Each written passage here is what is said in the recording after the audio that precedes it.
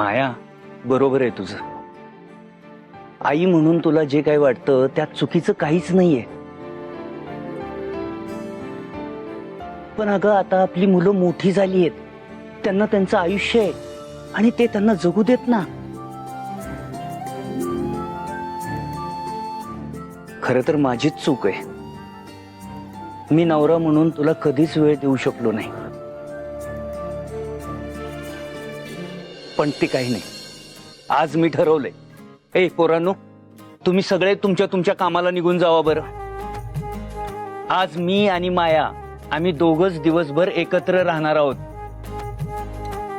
आज मी माझ्या हाताने मायाची आवडती कॉफी बनवून तिला पाजणार. Cold coffee. Cold coffee? बर, ठीक आहे. आणि माया, अगं किती दिवस झालं आपण सिनेमा बघायला गेलो नाही. आज मी आणि माया आम्ही दोघही छान सिनेमा बघायला जाणार. पप्पा आम्ही पण. पप्पा आम्ही पण. ए, सांगितलं ना, आज आमच्यामध्ये कुणी येणार नाही. आज फक्त मी आणि माया. बया, म्हणजे मम्मी आणि पप्पांची मूवी डेट आहे आज. ही सपनी हल्ला का तुझा नाकाचा शेंडा.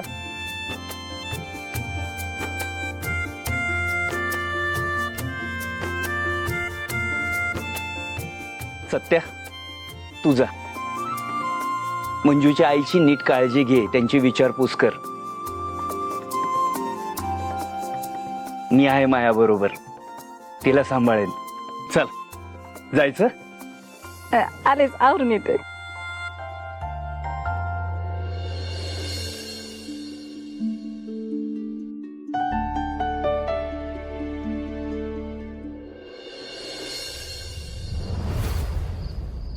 मारते म्हणून बसा. हो.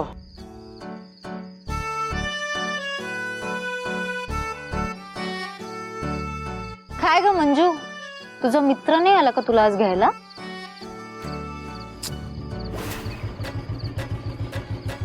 वाघमाऱ्यांचा मित्र आला त्यांना न्यायला.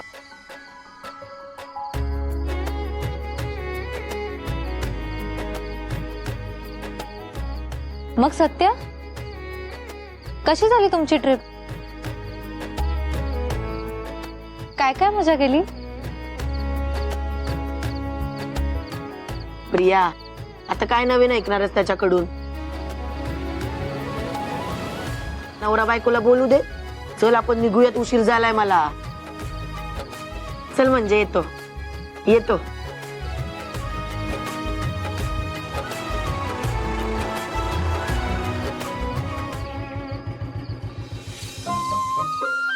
काय मग गेला का राग? एवढं कावायला काय झालं होतं रे? एवढा कसला राग आला होता?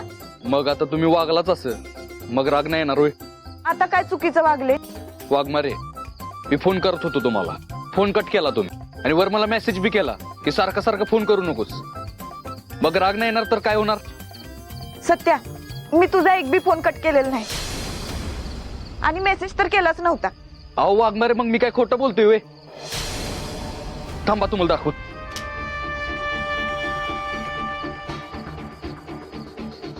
हे बघा, खोटं कशाला बोलू मी? यो तुमचाच मेसेज आहे ना, सारखे सारखे फोन करू नको. सत्या, मी नाही केला हा मेसेज.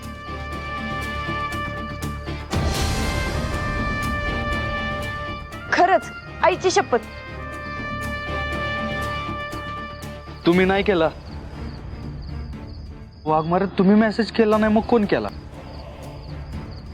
वाघमारे, मला सांगा, काल रात्री 8:15 दरम्यान तुम्ही कुठं होता? रात्री आईपाशी. आणि तुमच्या आत्याबाई कुठे होत्या? काय माहिती. मला तर वाटतंय ना, ह्यो सगळा तुमच्या आत्याबाईचाच प्रकार आहे. आता तुमच्या आत्याबाईचा कार्यक्रमच फिक्स करायला पाहिजे. सत्या, हे बघ, आता काय बी करू नकोस.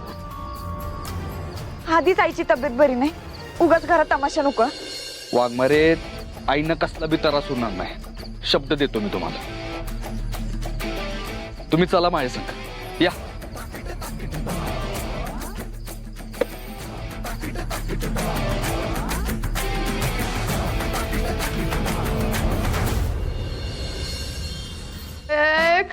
भाजले ग, लाल भडक झालाय हात. गा गा गा गुत्या. आय, आय, आय, आय. कसं करतोय लय शिकलाय तुझा बाप, साधा आहे का?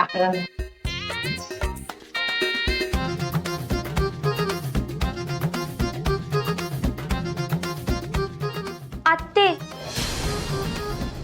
खरंच सॉरी बर का. अगं खरंच चुकून सांडला माझ्याकडनं चहा. दे, मी तुला मलम लावून देते. दे. काय नका लावू, तुझ्या तर हाताने अजिबात मलम लावू नकस. तुझी समधी नाटक ठावायची मला. जाऊ दे तिकडं, हिच्याशी काय बोलायचं म्हणजे वांदेच असते. राहू दे. अगं मम्मी, आता ती एवढं काळजीने सांगते तर घे की लावून मलम. कशाला ओरडतीस तिच्या अंगावर? अगं तिनं चुकून सांडलं असेल की चहा तुझ्या हातावर. मुद्दाम असं नाही करणार ती. ओयो, ओयो.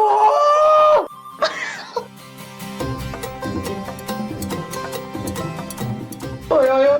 हा बोलला मला, मी काय बोलले का?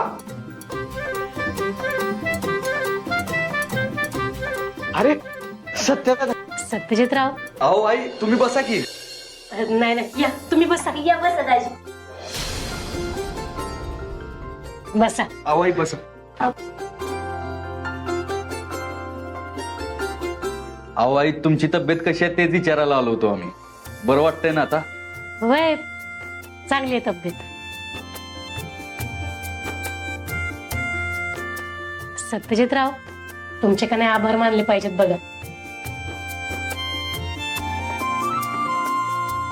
कशासाठी? अहो, आमच्या मंजूची फिरण्याची हौस तुम्ही पूर्ण केलीत.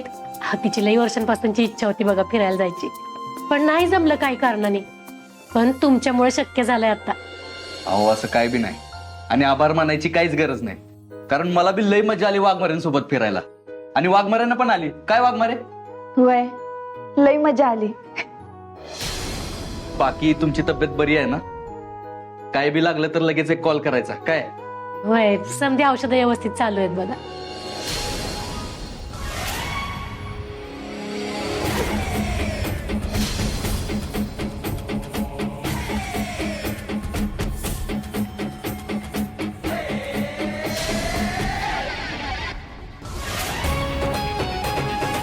काय मग तिजे? कसा आहेस बाळ तू? एकदम मस्त. तू कसा आहेस सत्या दादा?